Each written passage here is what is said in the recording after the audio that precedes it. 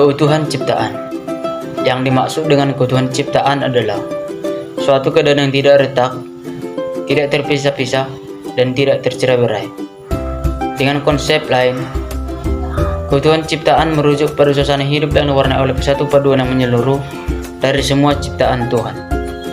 Hidup bersama di alam semesta sebagai saudara satu sama lain.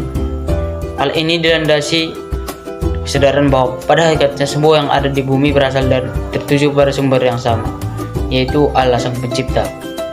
Menurut Kejadian 1 ayat 28-30, di mana ayat ini menekankan kita bahwa Allah memberikan mandat kepada manusia untuk mengelola bumi.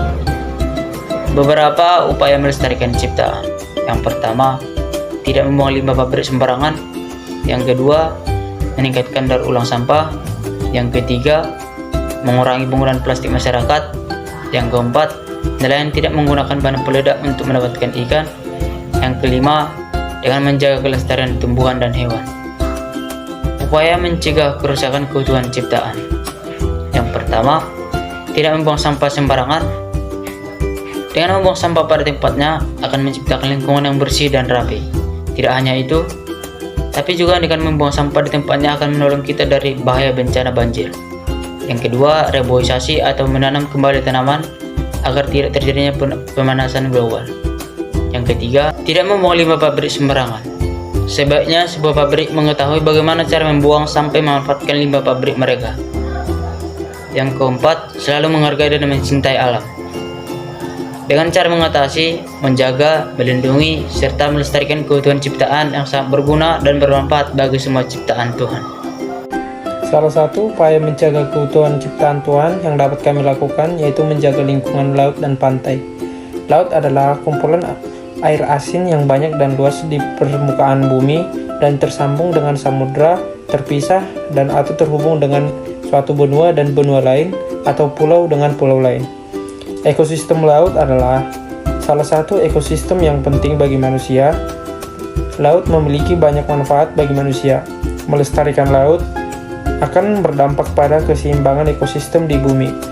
Sama seperti di darat, ekosistem laut juga terdiri dari fauna dan flora. Semakin dalam, maka fauna dan flora yang ada di laut juga semakin berbeda. Perbedaan ini akibat adanya perbedaan tekanan bawah laut, serta identitas cahaya matahari yang ada di dalam laut. Sebagai bagian dari ekosistem bumi, menjaga kelestarian laut sangat dibutuhkan. Pantai adalah sebuah bentuk geografis terdiri dari pasir dan terdapat di pesisir laut. Ekosistem pantai tidak hanya berisi manusia, tapi juga terdapat hewan dan tumbuhan yang hidup di pantai. Di dalam ekosistem pantai, terdapat ekosistem rawa yang juga memiliki karakteristik yang unik. 3. Untuk mencegah pantai semakin rusak, berikut cara melestarikan pantai.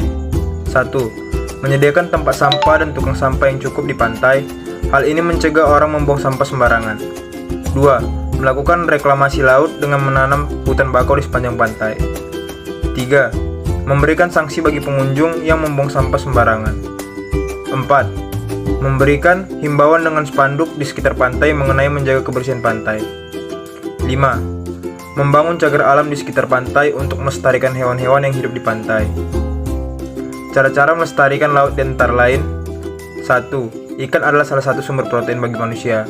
Menangkap ikan tidak boleh memakai bom atau pukat harimau yang berpotensi merusak laut.